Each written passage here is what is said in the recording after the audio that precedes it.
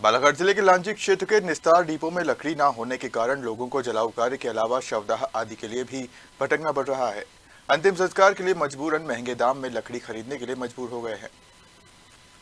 One विभाग की उदासीनता के कारण आम लोगों, खासकर गरीबों को अंतिम संस्कार जैसी अनिवार्य प्रक्रिया के लिए भी संघर्ष करना पड़ रहा है।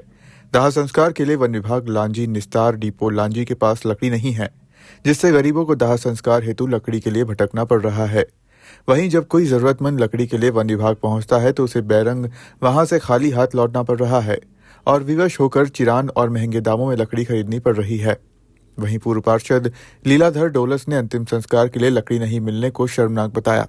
का परिचय? मेरा नाम पवन पटले है, परिचय सहायक लांजी हूँ मैं। जैसे कि सर देखा जा रहा है कि क्षेत्र में अभी मृत्यु हो रही है सभी की, और पता चल रहा है कि किसी भी डिपो में अभी जलाऊ लकड़ी उपलब्ध नहीं है। ऐसी समस्या में वन विभाग कैसे संभाल पाएगा? क्या कारण क्या है? हमारा जो टारगेट रहता है दाह संस्कार के लिए, फिर निस्तार के लिए जो लकड़ी जलाऊ आती है, जो हमारा टारगेट के अनुसार कम से कम 250 करीबन जलाऊ चट्टे दाह संस्कार के लिए आते हैं, जो अभी तक ख़त्म हो गए हैं। लास्ट 24 तारीख को हमारे ख़त्म हुआ, उसका तुरंत हमने मांग पत्र दे दिया है उच्च अधिकारी को, उनने भी लेख कर दिया ऊपर तक।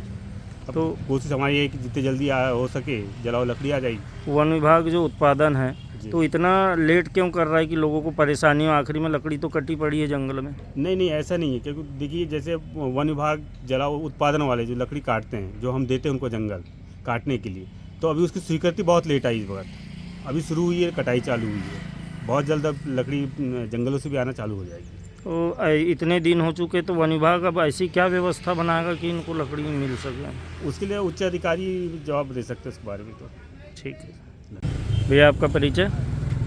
मैं लीलाधर डोलस, पूर्व पार्षद, वर्तमान पार्षद पति, वार्ड नंबर 5, नगर परिषद लांजी। जैसे कि भैया देखा जा रहा है कि लांजी क्षेत्र में अभी कुछ लोगों की मृत्यु होने पर लकड़ी नसीब नहीं हो पा रही है, और डिपो वालों का कहना है कि किसी भी डिपो में क्षेत्र के कोई लकड़ी नहीं है। तो ऐसी कठोर समस्या में लोग कैसे कर पाएंगे? क्या है इसमें कोई अतिशयोक्ति की बात नहीं है। इसमें ज़रूर वन विभाग सोता हुआ नज़र आता है, सुस्त नगर वन विभाग समझ में आ रहा है, और इस जिले के कलेक्टर को इन सारी चीज़ों को संज्ञान में लेना चाहिए। जहाँ नगर परिषद कड़ाके की ठंड में वार्ड वासियों को चौक चौराहा पर लकड़ी मुहैया कराकर अलाव जलाकर ठंड से बचने की व्यवस्था की जाती है, किंतु इसके बावजूद जो मरने के बाद लोगों को शवदाह करने के लिए जलाऊ लकड़ी की आवश्यकता पड़ती है। ऐसी परिस्थिति में लोगों को अंत्येष्टि के लिए शवदाह की लकड़ी के लिए भी तरसना पड़ रहा है। ये विधायक जी को इन सब चीज़ों में संज्ञान लेना चाहिए कि क्षेत्र के लिए कौन सी समस्याओं से जनता को परेशान होना पड़ता है। यहाँ दुनिया भर की असुविधाओं का सामना करना पड़ रहा है। अभी मृत जो हुए हैं उनको लकड़ी नसीब नहीं हो रही, वो कैसे करेंगे? आज वार्ड नंबर 8 में एक मृत्यु हुई है, गरीब परिवार का है, उसको लकड़ी उपलब्ध नहीं हो पा रही, वो तरसना पड़ यहाँ वहाँ दौड़ रहा है, वो भाग रहा है। कहीं ऐसी मजबूरन स्थिति ना आए कि 100 को यहाँ ला करके जलाऊ डिपो के सामने रख करके यही कोई आंदोलन करना पड़े। अगर 100 दाह की लकड़ी के लिए भी अगर आंदोलन करना पड़े तो इससे बड़ी शर्म की बात नहीं हो सकती है।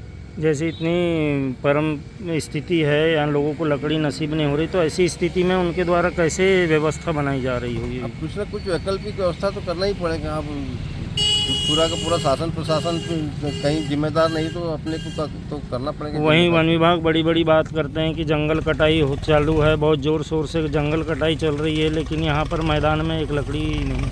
हमारा लांजी क्षेत्र वन संपदा से पूरा संपत्तिपूर्ण है, लेकिन बड़े शर्म की बात है कि शवदाह की लकड़ी के लिए तरसना पड़ रहा है। तो ऐसे समय में क्या करेंगे जनप्रतिनिधि आगे कि यहाँ के लोगों को? आज हमारी इस विभाग के रेंजर साहब से बात हुई, उन्होंने कहा है कि आज हम इसको व्यवस्था करने का पूरा प्रयास करेंगे। रेंजर साहब से मेरी बात हुई है। लांजी से सफीक खान की रिपोर्ट।